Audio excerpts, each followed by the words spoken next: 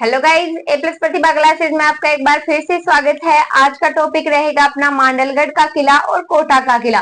तो चलिए बात करते हैं इन दोनों दुर्ग के बारे में।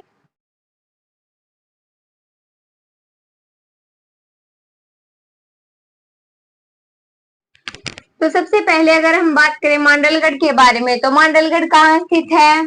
भीलवाड़ा। एक बार आपको नोट नहीं करना, समझना है, उसके बाद कोटा का किला पढ़ेंगे। तो मांडलगढ़ के किले की अगर बात करें तो एक डायग्राम के थ्रू पहले इसे समझ लेते हैं, उसके बाद नोट करेंगे। तो मांडलगढ़ का किला स्थित कहाँ है? भीलवाड़ा में है। तो ये कहाँ हो गया? भीलवाड़ा में मांडलगढ़ की बात हो रही है। ठीक है, मांडलगढ़ का जो दुर्ग है उसका निर्माण किसने करवाया? तो चांदना गुज्जर ने मांड्या भील के नाम पर करवाया। किसने करवाया निर्माण? तो चांदना गुज्जर। किसके नाम पर करवाया? तो एक भील के नाम पर करवाया, जिसका नाम क्या था? मांड्या भील। तो मांड्या भील किसके नाम पर करवाया? मांड्या भील के नाम पर। क्या नाम रखा गया इसका? मांडलगढ़ नाम रखा गया, ऐसा कहा जाता है। तो श्रृंगी ऋषि के शिलालेख के अनुसार अगर बात करें, कौन सा ऋषि है? श्रृंगी ऋषि। इसके अनुसार क्या है कि ये जो मांडलगढ़ नाम है ना, वो किसका यानी कि क्यों रखा गया था? मंडलाकृति आकृति थी इसकी। मांडलगढ़ की आकृति मंडलाकृति थी, यानी कि कटोरी नुमा आकृति के कारण इसका नाम मांडलगढ़ रखा गया। और वैसे नाम क्या था कि चांदना गुज्जर के द्वारा किसके नाम पर? तो चांदना गुज्जर के द्वारा मांड्या भील के नाम पर करवाया गया। लेकिन श्रृंगार ऋषि का जो शिलालेख है उसके अनुसार मंडलाकृति आकृति इसकी बताई गई है। कि मांडलगढ़ नाम क्यों पड़ा? क्योंकि इसकी आकृति जो थी ना, वो क्या थी? मंडलाकार थी, इसलिए इसका नाम क्या हो गया? मांड्या भील के नाम पर रखा गया। ठीक है, अब जल स्रोत की बात करें, क्योंकि ये दुर्ग है तो इसमें जल यानी कि पीने के लिए भी तो जल के स्रोत होंगे ना। तो कौन कौन से? एक तो सागर तालाब है, जिसे सागरी तालाब बोलते हैं, सागरी तालाब। और मस्जिद की बात करें तो कौन सी मस्जिद है यहाँ पर? मदीना मस्जिद है इसी दुर्ग में, मदीना मस्जिद। तो देखिए मांडलगढ़ पढ़ रहे हैं हम। मांडलगढ़ का स्थान कहाँ पर है? ये दुर्ग कहाँ पर है? तो भीलवाड़ा में है। निर्माण किसने करवाया? चांदना गुज्जर ने करवाया मांड्या भील के नाम पर। श्रृंगी ऋषि के शिलालेख के अनुसार क्या बताया जाता है कि इसकी मंडलाकृति आकृति थी। मंडलाकृति आकृति के कारण इसका नाम मांडलगढ़ रखा गया। जल स्रोत है सागरी तालाब, और मस्जिद कौन सी है? तो मदीना मस्जिद। ठीक है, अब बात कर लेते हैं कोटा के दुर्ग के बारे में। लिखना नहीं है, दोनों साथ में बाद में नोट कर लेंगे। अब लिखिए कोटा के बारे में। समझ रहे हैं एक बार कोटा को भी?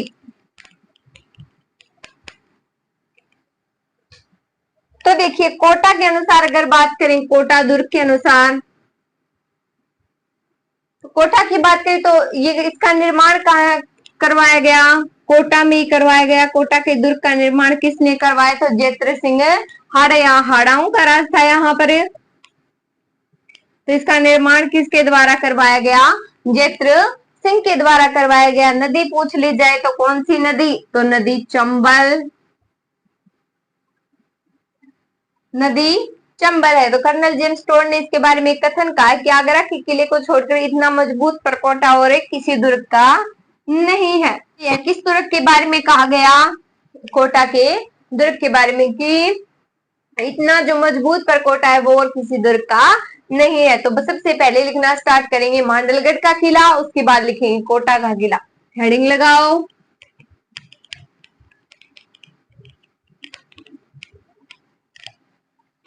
हेडिंग लगाओ और लिखो मांडलगढ़ का किला।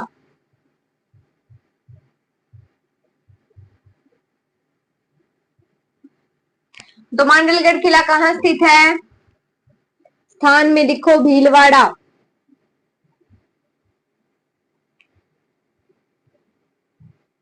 स्थान में लिखो भीलवाड़ा। निर्माण किसने करवाया? चांदना गुज्जर ने मांड्या भील के नाम पर। तो लिखे निर्माण चांदना गुज्जर ने,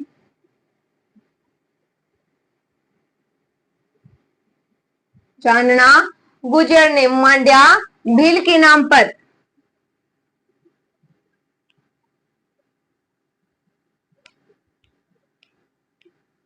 मांड्या भील के नाम पर इसका निर्माण करवाया। तो नोट लगाकर एक बात लिख लीजिए कि श्रृंगी ऋषि शिलालेख के अनुसार, लिखो श्रृंगी ऋषि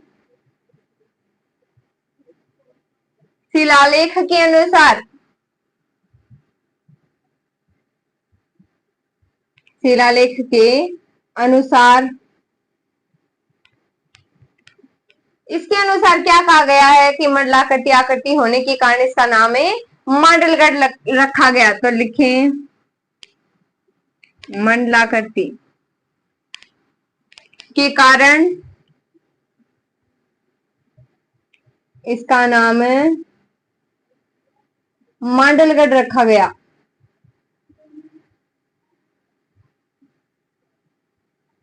याद रहेगी ये बात।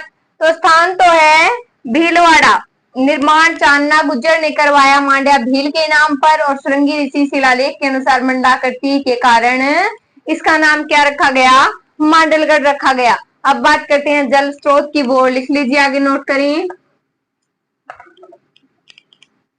लिखें आगे जल स्रोत।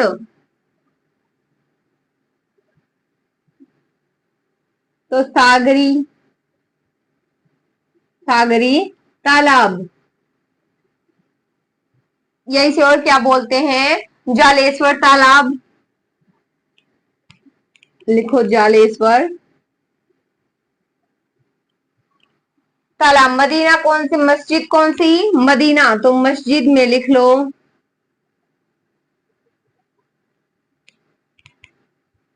मदीना। जल स्रोत सागरी तालाब, जालेश्वर तालाब, और मस्जिद कौन सी, मदीना मस्जिद। अब बात करते हैं कोटा के दुर्ग के बारे में। तो हेडिंग लगाइए कोटा दुर्ग।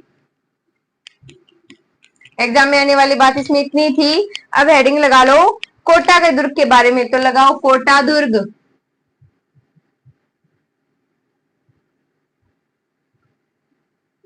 कोटा दुर्ग पढ़ते हैं तो निर्माण किसने करवाया, जेत्र सिंह हाड़ा ने। लिखो निर्माण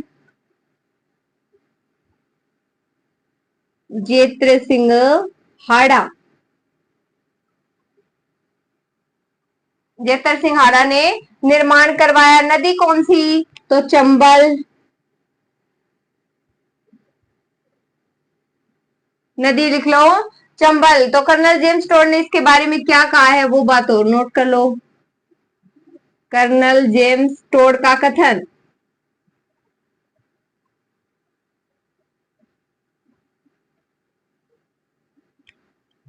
क्या कथन है, आगरा के किले को छोड़कर किसी भी किले का इतना मजबूत परकोटा नहीं है जितना इस गढ़ का है। तो लिख लीजिए आगरा के किले को छोड़कर,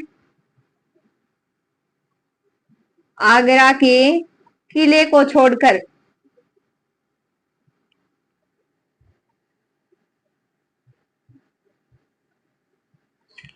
किसी भी किले का,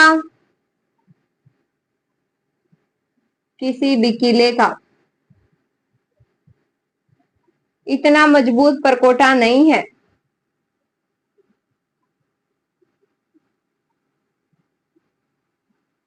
इतना मजबूत परकोटा नहीं है।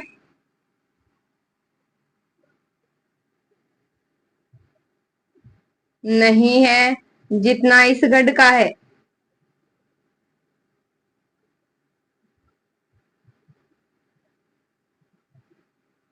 तो निर्माण जेत्र सिंह हाड़ा द्वारा, नदी है चंबल। कर्नल जेम्स टोड का कथन क्या है इस तुर्क के बारे में कि आगरा के किले को छोड़कर किसी भी किले का इतना मजबूत, इतना बड़ा परकोटा नहीं है जितना इस गढ़ का है। तो आज हमने बात की है मांडलगढ़ और कोटा के बारे में।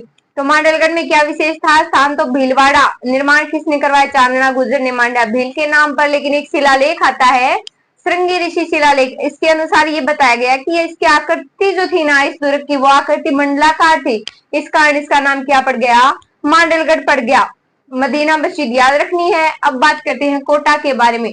तो कोटा का दुर्ग कहाँ स्थित है, कोटा। निर्माण किसके द्वारा करवाया गया, तो वो जेत्र सिंह हाड़ा के द्वारा करवाया गया। कर्नल जेम्स स्टोर ने क्या कहा है कि इसका मजबूत परकोटा है, आगरा के किले को छोड़कर इसको क्या बताया, इसका परकोटा मजबूत और बड़ा बताया है। तो आज हमने 2 दुर्ग कंप्लीट कर लिए हैं। Thank you so much guys.